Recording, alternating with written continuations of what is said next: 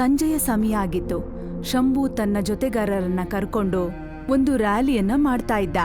ಅವನ ಜೊತೆ ಅವನ ನಿಷ್ಠಾವಂತ ಸಾಥಿ ಭೀಮಾ ಕೂಡ ಇದ್ದ. ಅರೆ ಭೀಮಾ, ನೀನು ನನ್ ಜೊತೆ ಇರೋದಕ್ ಶುರು ಮಾಡಿ 10 ವರ್ಷ ಕಳೀತಾ ಬಂತು.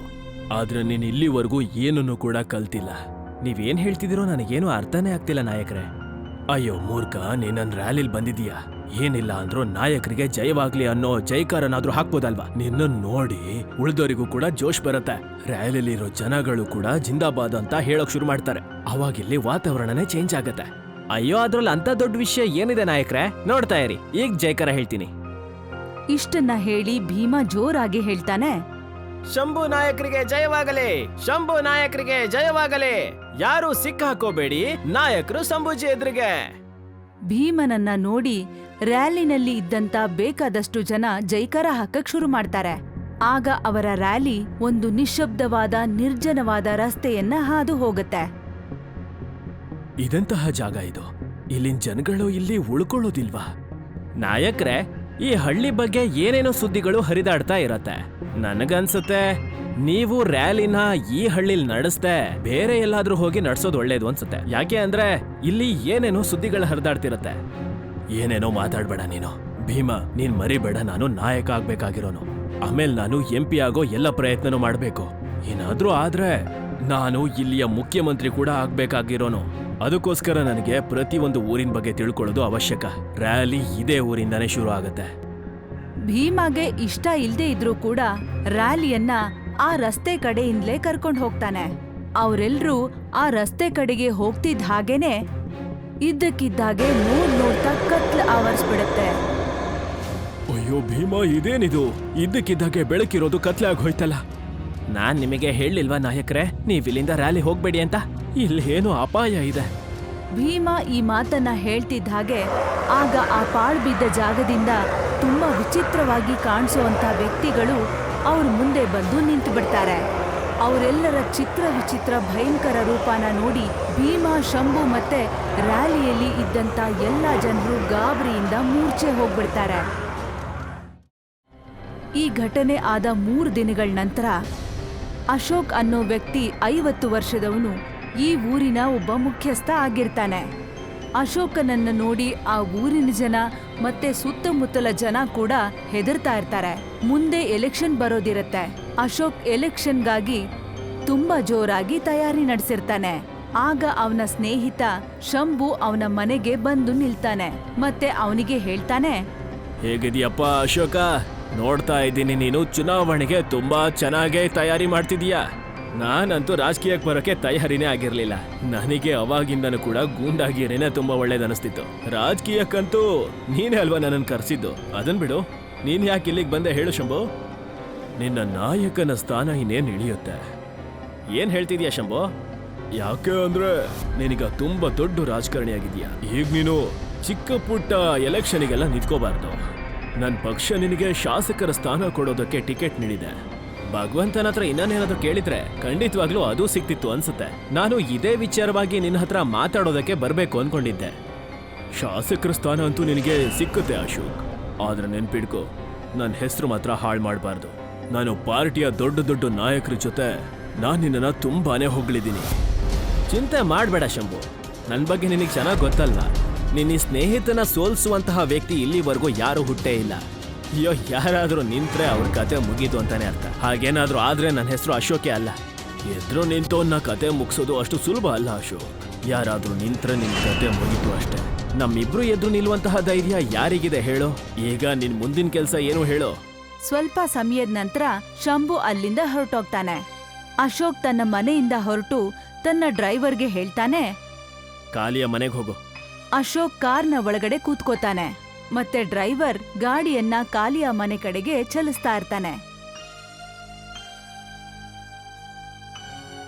ಅಶೋಕ್ ಕಾಲಿಯ ಮನೆಗೆ ಬಂದು ಕಾಲಿಯಾಗೆ ಹೇಳ್ತಾನೆ, ಸ್ವಲ್ಪ ಹೊತ್ತಿನ ಮುಂಚೆ ಶಂಭು ನನ್ನ ಹತ್ರ ಬಂದಿದ್ದ. ಅವನು ಹೇಳ್ತಿದ್ದ ನನಗೆ ಅವನ ಪಾರ್ಟಿಯವರು ನನಗೆ ಶಾಸಕನ ಸ್ಥಾನ ಕೊಡೋದಕ್ಕೆ ತೀರ್ಮಾನ ಮಾಡಿದಾರಂತೆ. ಏನ್ ಹೇಳ್ತಿದ್ಯಾ ನೀನು? ಸ್ವಲ್ಪ ಹೊತ್ತಿನ ಮುಂಚೆ ಶಂಭು ಅವರು ನಿನ್ ಮನೆಗೆ ಬಂದಿದ್ರಾ? ಇದ್ ನಿಜನಾ? ಏನ್ ಕೇಳಿಸೋದಿಲ್ವಾ ನಿನಗೆ? ನೀನ್ ಯಾವ ರೀತಿ ಭಯ ಪಡ್ತಿದ್ಯಾ ಅಂದ್ರೆ ನನ್ನ ಎದುರುಗಡೆ ಶಂಭು ಅಲ್ಲ, ಯಾವ್ದೋ ಭೂತ ಬಂದಿತ್ತು ಅನ್ನೋ ರೀತಿ. ವಿಷಯ ಅದೇನಪ್ಪಾ ಅಂದ್ರೆ ನಾನು ಹೇಳ್ತಿದ್ದಾಗೆ ನನ್ ಕಿವಿಗ್ ಬಿದ್ದಿದ್ ಸುದ್ದಿ ಏನು ಅಂದ್ರೆ ಶಂಭು ಅಣ್ಣ ಮತ್ತೆ ಅವನ್ ಜೊತೆಗಿದ್ದ ಭೀಮಾ 3 ದಿನದಿಂದ ಕಾಣಿಸ್ತಾ ಇಲ್ವಂತೆ. ಮತ್ತಿನ್ನೊಂದ್ ವಿಷಯ ಏನಂದ್ರೆ ಅವನ್ ರ್ಯಾಲಿಲಿ ಎಷ್ಟು ಜನ ಇದ್ರು ಅವ್ರು ಯಾರು ಕೂಡ ಕಾಣಿಸ್ತಾ ಇಲ್ವಂತೆ. ನಿನಗ್ ಏನಾಗಿದೆ ಹೇಳೋ ಮೊದ್ಲು. ಒಂದ್ ವೇಳೆ ಶಂಭು ಕಾಣೆ ಆಗಿದ್ದಾನೆ ಅಂತಂದ್ರೆ ಸ್ವಲ್ಪ ಹೊತ್ತಿನ ಮುಂಚೆ ನನ್ನ ಹತ್ರ ಬಂದು ಮಾತಾಡೋಗಿದ್ಯಾರು ಹೇಳೋ ನೀನು. ನನ್ಗನ್ಸುತ್ತೆ ನೀನು ರಾತ್ರಿ ಜಾಸ್ತಿ ಕುಡ್ದಿದ್ಯಾ ಅಂತ. ಇಲ್ಲ ನಾಯಕ್ರೆ, ಒಂದ್ ವೇಳೆ ನನ್ ಮಾತಿನ ಮೇಲೆ ನಿಮಗೆ ನಂಬಿಕೆ ಬರ್ತಿಲ್ಲ ಅಂದ್ರೆ ನೀವೀಗ್ಲೇ ಪೊಲೀಸ್ ಸ್ಟೇಷನ್ಗೆ ಹೋಗಿ ಎಲ್ಲಾ ಮಾಹಿತಿನೂ ತಿಳ್ಕೊಳ್ಳಿ. ಪೊಲೀಸ್ ಸ್ಟೇಷನ್ಗಂತೂ ನಾನು ಹೋಗ್ಲೇಬೇಕಾಗಿದೆ. ಅದಕ್ಕೆ ನಾನು ನಿನ್ನ ಹತ್ರ ಬಂದಿದ್ದು. ಅದೇನು ಅಂದ್ರೆ ನಾನು ದೊಡ್ಡದಾಗಿ ರ್ಯಾಲಿ ಮಾಡ್ಬೇಕಾಗಿತ್ತು. ಮತ್ತೆ ಅದಕ್ಕೆ ಪೊಲೀಸ್ ಗಿಲೀಸ್ ಅಂತ ಪರ್ಮಿಷನ್ ತಗೊಳ್ಳೋದು ಮುಖ್ಯ ಆಗತ್ತೆ ಅಲ್ವಾ? ಇಲ್ಲಾಂದ್ರೆ ಪೊಲೀಸ್ ಅವರು ನಮಗ್ ವಸೂಲಿ ಮಾಡೋದಕ್ಕೆ ಅಂತ ಬಂದ್ಬಿಡ್ತಾರೆ. ನಡಿ ನನ್ ಜೊತೆ. ಕಾಲಿಯ ಅಶೋಕ್ ಜೊತೆ ಅವನ ಕಾರಲ್ಲಿ ಕೂತ್ಕೊಂಡು ಸೀದಾ ಪೊಲೀಸ್ ಸ್ಟೇಷನ್ ಕಡೆಗೆ ಬಂದ್ಬಿಡ್ತಾನೆ. ಪೊಲೀಸ್ ಸ್ಟೇಷನ್ನ ಹೊರಗಡೆ ಸಾಕಷ್ಟು ಕಾರ್ಗಳು ನಿಂತಿರುತ್ತೆ. ಈ ಕಾರ್ಗಳೆಲ್ಲ ಶಂಭು ಪಾರ್ಟಿಯ ನಾಯಕರದ್ದೇ ಅಲ್ವಾ? ನನಗನ್ನಿಸ್ತಾ ಇದೆ ಇವರೆಲ್ಲ ರ್ಯಾಲಿಗೆ ಪರ್ಮಿಷನ್ ತಗೊಳಕ್ಕೆ ಠಾಣೆಗೆ ಬಂದಿದ್ದಾರೆ ಅನ್ಸತ್ತೆ. ಈ ಮಾತನ್ನ ಹೇಳಿ ಅಶೋಕ್ ಕಾಲಿಯ ಜೊತೆ ಪೊಲೀಸ್ ಸ್ಟೇಷನ್ ಒಳಗೆ ಬರ್ತಾನೆ. ಆದ್ರೆ ಪೊಲೀಸ್ ಸ್ಟೇಷನ್ ಒಳಗೆ ಶಂಭುನ ಹೆಂಡತಿಯನ್ನ ನೋಡಿ ಆಶ್ಚರ್ಯ ಆಗತ್ತೆ. ನಮಸ್ತೆ ಅದ್ಕೆ, ನೀವು ಪೊಲೀಸ್ ಸ್ಟೇಷನ್ ಅಲ್ಲಿ ಏನ್ ಮಾಡ್ತಿದ್ದೀರಾ? ಶಂಭುನ ಹೆಂಡತಿ ಅಶೋಕ್ಗೆ ಇನ್ನೇನೋ ಹೇಳ್ಬೇಕು ಅಂತಿರ್ತಾಳೆ. ಆಗ ಅಲ್ಲೇ ಕೂತಿರುವಂತ ಇನ್ಸ್ಪೆಕ್ಟರ್ ಅಭಿಮನ್ಯು ಅಶೋಕ್ ಕಡೆಗೆ ನೋಡಿ ಹೇಳ್ತಾರೆ, ನೀನು ಪೊಲೀಸ್ ಸ್ಟೇಷನ್ಗೆ ಬಂದಿದ್ದು ಒಳ್ಳೇದೇ ಆಯ್ತು. ಸ್ವಲ್ಪ ಹೊತ್ತಾದ್ಮೇಲೆ ನಾನೇ ಹೇಗಿದ್ರು ನಿನ್ನ ಹತ್ರ ವಿಚಾರಣೆ ಮಾಡೋದಕ್ಕೆ ಅಂತ ಬರ್ತಾ ಇದ್ದೆ. ನನ್ನ ವಿಚಾರಣೆ ಮಾಡೋದಕ್ಕ? ಎಲ್ಲ ಸರಿಯಾಗಿದೆ ಅಲ್ವಾ ಇನ್ಸ್ಪೆಕ್ಟರ್? ನಿನ್ ಸ್ನೇಹಿತ ಶಂಭು 3 ದಿನದಿಂದ ಕಾಣಿಸ್ತಿಲ್ಲ. ಅದ್ರ ಜೊತೆಗೆ ಅವನ ಸ್ನೇಹಿತ ಕಾಲಿಯ ಮತ್ತೆ ಆ ರ್ಯಾಲಿಲಿದ್ದ ತುಂಬಾ ಜನ ಅಂದ್ರೆ ಅವರ ಅನುಯಾಯಿಗಳು. ನೀವ್ ಏನ್ ಮಾತಾಡ್ತಿದ್ದೀರಾ ಹೇಳಿ? ಸ್ವಲ್ಪ ಹೊತ್ತಿನ ಮುಂಚೆ ಶಂಭು ನನ್ ಮನೆಗ್ ಬಂದಿದ್ದ. ಮತ್ತವನ್ ನನಗೆ ಹೇಳ್ತಾ ಇದ್ದ ಅವನ್ ಪಾರ್ಟಿಯವರು ನನಗೆ ಶಾಸಕನ್ ಟಿಕೆಟ್ ಕೊಡೋದಕ್ಕೆ ತಯಾರಿ ಮಾಡ್ತಿದ್ದಾರೆ ಅಂತ. ನಾನು ಅದೇ ಖುಷಿಲಿ ತುಂಬಾ ದೊಡ್ಡ ರ್ಯಾಲಿ ಮಾಡೋಣ ಅನ್ಕೊಂಡು ಅದ್ರ ಪರ್ಮಿಷನ್ ಕೇಳೋದಕ್ಕೆ ಅಂತಾನೆ ನಿಮ್ ಹತ್ರ ಬಂದಿದ್ ನಾನೀಗ. ಏನ್ ನೀವು ನಿಜ ಹೇಳ್ತಿದ್ದೀರಾ? ನಿಜವಾಗ್ಲೂ ಶಂಭು ನಿಮ್ ಹತ್ರ ಬಂದಿದ್ರಾ? ನಿಮಗೇನ್ ಅನ್ನಿಸ್ತಿದೆ? ನಾನ್ ನಿಮ್ ಹತ್ರ ಬಂದು ತಮಾಷೆ ಮಾಡ್ತಿದ್ದೀನಿ ಅಂತನಾ? ನಿಮಗೀಗ ಶಾಸಕನ್ ಟಿಕೆಟು ಸಿಕ್ಕೇ ಸಿಗತ್ತೆ. ಅಂತದ್ರಲ್ಲಿ ಪೊಲೀಸ್ ಪರ್ಮಿಷನ್ ತಗೊಳಕ್ಕೆ ಏನ್ ಅಗತ್ಯ ಇದೆ ಹೇಳಿ? ನೀವು ಎಲ್ ಬೇಕಾದ್ರೂ ರ್ಯಾಲಿ ಮಾಡ್ಬೋದು. ಆದ್ರೆ ಒಂದ್ ವಿಚಾರನ ನೆನಪಲ್ಲಿಟ್ಕೊಳ್ಳಿ, ಯಾವ ಸಮುದಾಯಕ್ಕೂ ಕೂಡ ಇದರಿಂದ ತೊಂದರೆ ಆಗ್ಬಾರ್ದು, ಸರಿನಾ? ಇನ್ಸ್ಪೆಕ್ಟರ್ ಅಭಿಮನ್ಯು ಮಾತುಗಳನ್ನ ಕೇಳಿ ಅಶೋಕ್ ಮುಗುಳ್ನಗ್ತಾ ಪೊಲೀಸ್ ಸ್ಟೇಷನ್ ಇಂದ ಆಚೆ ಬರ್ತಾನೆ. ಪೊಲೀಸ್ ಸ್ಟೇಷನ್ ಇಂದ ಆಚೆ ಬಂದು ನೋಡ್ತಾನೆ ಶಂಭುನ ಹೆಂಡತಿ ಮುಖ ಗಂಟ್ ಹಾಕೊಂಡು ಅವನ್ ಕಡೆನೆ ಬರ್ತಾ ಇರ್ತಾಳೆ. ಅದ್ಕೆ ನೀವ್ಯಾಕೆ ಇಷ್ಟೊಂದು ಬೇಜಾರ್ ಮಾಡ್ಕೊಂಡಿದ್ದೀರಾ? ಚಿಂತೆ ಮಾಡ್ಬೇಡಿ, ಗೆಲ್ಲೋದು ನಿಮ್ಮ ಪತಿದೇವರೇ. ಈಗ ನಿನ್ಗೇನಂತ ಹೇಳಿ ಅಶೋಕ್? 3 ದಿನದಿಂದ ಇವ್ರ ನಂಬರು ಸ್ವಿಚ್ ಆಫ್ ಆಗಿದೆ. ಮತ್ತೆ ಭೀಮನ್ ಮನೆ ಕೂಡ ಬೀಗ ಹಾಕಿದೆ. ಪೊಲೀಸ್ ಅವರು ತುಂಬಾ ತಪಾಸಣೆ ನಡೆಸಿದ್ದಾರೆ. ಆದ್ರೆ ಇವ್ರ ಬಗ್ಗೆ ಏನೂ ಸುಳಿವು ಸಿಗ್ತಾ ಇಲ್ಲ. ಅದ್ಕೆ ನಿಮಗೇನ್ ಅನ್ನಿಸ್ತಾ ಇದೆ? ನಾನು ಪೊಲೀಸ್ ಸ್ಟೇಷನ್ ಅಲ್ಲಿ ತಮಾಷೆ ಮಾಡ್ತಿದ್ನ? ಸ್ವಲ್ಪ ಹೊತ್ತಿನ ಮುಂಚೆ ಶಂಭು ನನ್ನ ಹತ್ರ ಬಂದಿದ್ದ. ಹಾಗಾದ್ರೆ ಅವರು ಮೊಬೈಲ್ ಯಾಕೆ ಸ್ವಿಚ್ ಆಫ್ ಮಾಡಿದ್ದಾರೆ?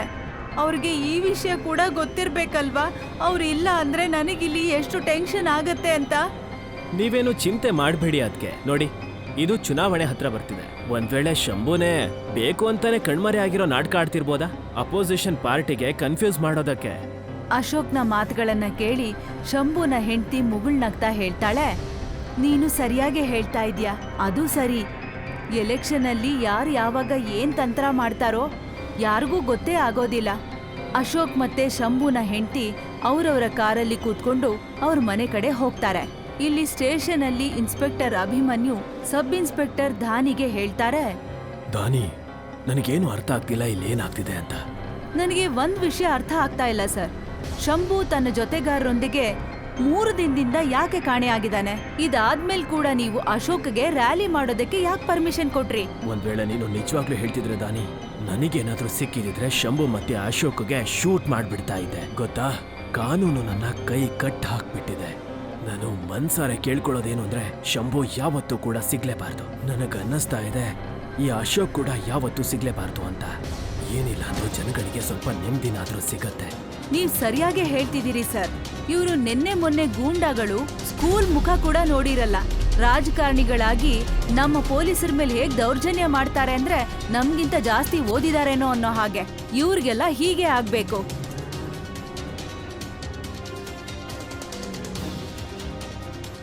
ಅರ್ಧ ರಾತ್ರಿಯಲ್ಲಿ ಅಶೋಕ್ ತನ್ನ ಬೆಡ್ ಮೇಲೆ ತನ್ನ ಗಾಢ ನಿದ್ರೆಯಲ್ಲಿರ್ತಾನೆ. ಆಗ ಅವನ್ ಮನೆ ಬಾಗ್ಲನ್ನ ಯಾರೋ ಜೋರಾಗಿ ತಟ್ಟತಾ ಇರ್ತಾರೆ. ಅಶೋಕ್ ಬಾಗಿಲ್ ತೆಗಿತಾನೆ. ಶಂಭು ನೀನಾ? ಅಶೋಕ್ ನಾಳೆ ನನ್ನ ನೋಡಿ ಯಾಕೆ ಎಷ್ಟೊಂದು ಹೆದರ್ಕೊಂಡೆ? ಯಾಕೆ ಅಂದ್ರೆ ಹಳ್ಳಿಲೆಲ್ಲ ಇದೇ ಮಾತು, ನೀನು ರ್ಯಾಲಿಯಿಂದ ಕಣ್ಮರೆ ಆಗಿದ್ಯಂತೆ.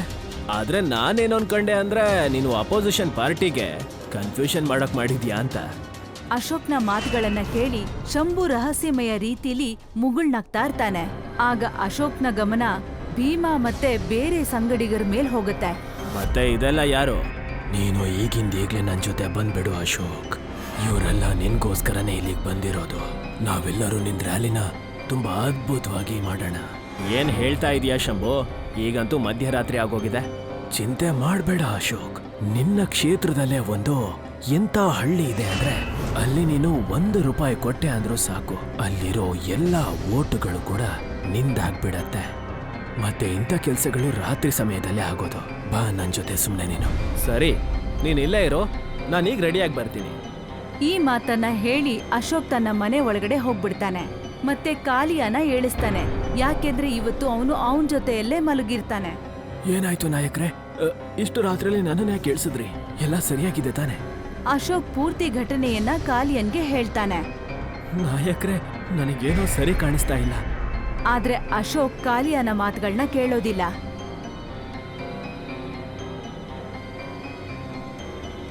ಅಶೋಕ್ ಕಾಲಿಯ ಜೊತೆ ತಯಾರಾಗಿ ಶಂಭು ಜೊತೆ ಅಲ್ಲಿಂದ ಹೊರಡ್ತಾನೆ. ಅಶೋಕ್ ನೋಡ್ತಾನೆ, ಆ ರ್ಯಾಲಿಯಲ್ಲಿ ಎಲ್ರ ಮುಖದ ಮೇಲೂ ಒಂದು ವಿಚಿತ್ರವಾದ ಮೃತ್ಯು ಕಳೆ ಇರುತ್ತೆ. ಅವರಿಬ್ರು ತುಂಬಾ ವಿಚಿತ್ರವಾದ ಅವಸ್ಥೆಯಲ್ಲಿ ನಡ್ಕೊಂಡು ಮುಂದೆ ಹೋಗ್ತಾ ಇರ್ತಾರೆ. ಸ್ವಲ್ಪ ಸಮಯ ಕಳೆದ್ಮೇಲೆ ಅಶೋಕ್ ಶಂಭು ಜೊತೆಯಲ್ಲಿ ಒಂದು ನಿರ್ಜನವಾದ ಪಾಳು ಬಿದ್ದ ಜಾಗದಲ್ಲಿ ನಿಂತಿರ್ತಾನೆ. ಅಲ್ಲಿ ಎಲ್ಲಾ ಮನೆಗಳು ಸುಟ್ಟು ಹೋಗಿರುತ್ತೆ. ಇಲ್ಲ, ನನ್ನ ಯಾಕೆ ಕರ್ಕೊ ಬಂದೆ ಶಂಭು? ನಿನಗೆ ಈ ಊರ್ ಬಗ್ಗೆ ಸ್ವಲ್ಪನೂ ಗೊತ್ತಿಲ್ವಾ? ನೀನು ಏನ್ ಹೇಳೋದಕ್ಕೆ ಹೊರಟಿದೀಯಾ? ಅಯ್ಯೋ ಮೂರ್ಖ, ಇದು ಯಾವ ಊರ್ ಗೊತ್ತಾ? 5 ವರ್ಷದ ಹಿಂದೆ ಈ ಊರ್ನ ಸುಟ್ಟು ಹಾಕೋದಕ್ಕೆ ನಮಗೆ ಕೆಲಸ ಸಿಕ್ಕಿತ್ತು. ಮತ್ತೆ ಈ ಊರಿಗೆ ನಾವಿಬ್ರೆ ತಾನೇ ಬೆಂಕಿ ಕೊಟ್ಟಿದ್ದು. ಮತ್ತೆ ನೋಡ್ತಿದ್ದಾಗೆ ಎಲ್ಲ ಕಡೆನೂ ಬೆಂಕಿ ಹರಡ್ಕೊಂಡ್ಬಿಟ್ಟಿತ್ತು. ಮತ್ತೆ ಎಲ್ಲರೂ ಕೂಡ ಜೀವಂತವಾಗಿ ಸುಟ್ಟು ಹೋಗಿದ್ರು. ಪೊಲೀಸು ಇವತ್ತಿನ ತನಕ ಎನ್ಕ್ವೈರಿ ಮಾಡ್ತಾನೆ ಇದ್ದಾರೆ. ನೀನ್ ಯಾಕೆ ಇಲ್ಲಿ ಕರ್ಕೊಂಡ್ ಬಂದೆ? ಅಶೋಕ್ ಈ ಮಾತನ್ನ ಹೇಳ್ತಿದ್ದ ಹಾಗೆ ಆ ಪಾಳು ಬಿದ್ದ ಜಾಗದಿಂದ ಭಯಂಕರವಾಗಿರೋ ಶವಗಳು ಅಶೋಕ್ನ ಮುಂದೆ ಬಂದು ನಿಲ್ಲುತ್ತವೆ. ಇದ್ದಕ್ಕಿದ್ದಾಗೆ ಅಶೋಕ್ನ ಪಕ್ಕದಲ್ಲಿ ನಿಂತಿದ್ದ ಶಂಭು ಮತ್ತೆ ಭೀಮಾನ ದೇಹ ಕೂಡ ತುಂಬಾನೇ ಭಯಂಕರವಾಗ್ಬಿಡತ್ತೆ. ನಾನ್ ನಿಮಗೆ ಹೇಳಿಲ್ವಾ ನಾಯಕ್ರೆ, ಇಲ್ಲೇನೋ ತೊಂದರೆ ಇದೆ ಅಂತ? ಆಗ ಆ ಶವಗಳಲ್ಲಿ ಒಂದು ಸುಟ್ಟೋಗಿರೋಂತ ಶವ ಮಾತಾಡತ್ತೆ. 10 ವರ್ಷದ ಹಿಂದೆ ಈ ಊರಲ್ಲಿ ಒಬ್ಬ ದೊಡ್ಡ ನಾಯಕನ ರ್ಯಾಲಿ ಹೋಗಿತ್ತು. ನಾವು ಆ ನಾಯಕನ ಹತ್ರ ಈ ಊರಿನ ಅಭಿವೃದ್ಧಿ ಬಗ್ಗೆ ಮಾತಾಡಿದ್ವಿ. ಅವನು ಈ ಮಾತಿಗೆ ಸಿಟ್ಟು ಮಾಡ್ಕೊಂಡು ನಿಮ್ಮಿಬ್ರು ಹತ್ರನೂ ನಮ್ಮ ಊರನ್ನ ಸುಟ್ಟಾಕೋದಕ್ಕೆ ಮತ್ತೆ ಪಾಠ ಕಲಿಸೋದಕ್ಕೆ ಹೇಳಿದ್ರು. ಆ ಸಮಯದಲ್ಲಿ ನೀವಿಬ್ರು ಮಾಮೂಲಿ ರೌಡಿಗಳಾಗಿದ್ರಿ. ಅವಾಗ ನೀವಿಬ್ರು ಸೇರ್ಕೊಂಡು ಇಡೀ ಊರಿಗೆ ಬೆಂಕಿ ಹಚ್ಚಿದ್ರಿ. ಅವಾಗಿಂದ ಈ ಊರಲ್ಲಿ ಯಾವ ನಾಯಕನು ಈ ದಾರಿನಲ್ಲಿ ರ್ಯಾಲಿ ಹೊರಟ್ರೆ ಅದು ಅವನ ಕೊನೆ ರ್ಯಾಲಿಯಾಗಿ ಪರಿವರ್ತನೆ ಆಗತ್ತೆ. ನಾವು ಊರಲ್ಲಿ ಯಾರನ್ನು ಕೂಡ ಜೀವಂತವಾಗಿ ಬಿಡೋದಿಲ್ಲ. ಮತ್ತೆ ನಿನ್ನನ್ನಂತೂ ಖಂಡಿತವಾಗ್ಲೂ ಬಿಡೋದಿಲ್ಲ. ನನ್ನನ್ನು ಕ್ಷಮಿಸ್ಬಿಡು ಗೆಳೆಯ. ನಾವಿಬ್ರು ಕೂಡ ಕೆಟ್ಟ ಕೆಲ್ಸನ ಒಟ್ಟಿಗೆ ಸೇರ್ಕೊಂಡು ಮಾಡಿದ್ದೀವಿ. ಮತ್ತೆ ಇವರೆಲ್ಲ ಸೇರ್ಕೊಂಡು ನನ್ನ ರ್ಯಾಲಿ ಸಮೇತ ಸಾಯಿಸ್ಬಿಟ್ರು. ಮತ್ತೆ ನಾನು ಈ ಶಿಕ್ಷೆಗೆ ಒಬ್ನೇ ಹಕ್ಕುದಾರ ಆಗಿರ್ಲಿಲ್ಲ. ಅದಕ್ಕೆ ನಾನು ನಿನ್ನನ್ನ ಇಲ್ಲಿಗೆ ಕರ್ಕೊಂಡು ಬಂದೆ. ಆಗ ಸುಟ್ಟೋಗಿರುವಂತ ಆ ಶವ ಒಂದು ಭಯಂಕರವಾದ ರೀತಿಯಲ್ಲಿ ಜೋರಾಗಿ ಕಿರ್ಚೋಕೆ ಶುರು ಮಾಡ್ತಾನೆ. ಆಗ ಅವನ ಬಾಯಿಯಿಂದ ಸಾವಿರಾರು ಕೀಟಗಳು ಆಚೆ ಬರುತ್ತೆ. ಮತ್ತೆ ಆ ಕೀಟಗಳು ಕಾಲಿಯ ಮತ್ತೆ ಶಂಕರ್ ಮೇಲೆಲ್ಲ ಹತ್ತು ಬಿಡುತ್ತೆ. ಮತ್ತೆ ಆ ಕೀಟಗಳು ಅವರ ದೇಹದ ಮುಖದ ಮಾಂಸನೆಲ್ಲ ಕಿತ್ತು ತಿನ್ನೋಕ್ ಶುರು ಮಾಡುತ್ತೆ. ಅವರಿಬ್ರು ಜೋರಾಗಿ ಕಿರಿಚ್ತಾ ಕೆಳಗೆ ಬಿದ್ದು ಸಾವನ್ನಪ್ತಾರೆ. ಮಾರನೇ ದಿನ ಭೀಮಾ, ಕಾಲಿಯ, ಶಂಭು ಮತ್ತೆ ಅವನ ಸಂಗಡಿಗರೆಲ್ಲ ಶವವಾಗಿ ಆ ಪಾಳು ಬಿದ್ದ ಜಾಗದಲ್ಲಿ ಪೊಲೀಸರಿಗೆ ಸಿಕ್ಬೀಳ್ತಾರೆ. ಸಬ್ ಇನ್ಸ್ಪೆಕ್ಟರ್ ಧಾನಿ ಇನ್ಸ್ಪೆಕ್ಟರ್ ಅಭಿಮನ್ಯುಗೆ ಹೇಳ್ತಾಳೆ, ನಿಮ್ಮ ಮನ್ಸಿನ ಇಚ್ಛೆ ಪೂರ್ತಿಯಾಗಿದೆ ಸರ್. ನಾನು ಕೂಡ ಅನ್ಕೊಂಡಿದ್ದೆ ಈ ಇಬ್ರು ಮೂರಕ್ರು ಈ ಹಳ್ಳಿ ಹತ್ರನೇ ಬಂದಿರ್ತಾರೆ ಅಂತ. ಕಳೆದ 10 ವರ್ಷಗಳಿಂದ ಈ ಊರಿನ ಅಕ್ಕಪಕ್ಕದಲ್ಲಿ ಯಾವುದೇ ನಾಯಕ ರ್ಯಾಲಿ ಮಾಡ್ಕೊಂಡ್ ಬಂದ್ರೆ ಆ ನಾಯಕ ರ್ಯಾಲಿ ಸಮೇತ ಕಣ್ಮರೆಯಾಗ್ಬಿಡ್ತಾನೆ. ಮತ್ತೆ ಸ್ವಲ್ಪ ದಿನ ಆದ್ಮೇಲೆ ಅವನ್ ದೇಹ ನಮಗೆ ಇಲ್ಲೇ ಸಿಗತ್ತೆ. ಈಗ ರಿಪೋರ್ಟಲ್ಲಿ ಏನ್ ಬರೀತೀರಿ ಸರ್? ಏನಿಲ್ಲ, ಇವನ ಕೊಲೆ ಆರೋಪಿನ ಹುಡುಕುವಂತಹ ನಾಟಕ ಮಾಡೋಣ, ಆಮೇಲೆ ಇವ್ರ ಫೈಲ್ನ ಕ್ಲೋಸ್ ಮಾಡ್ಬಿಡೋಣ. ಮತ್ತೆ ಇನ್ಸ್ಪೆಕ್ಟರ್ ಅಭಿಮನ್ಯು ಇದೇ ರೀತಿ ಮಾಡ್ತಾರೆ.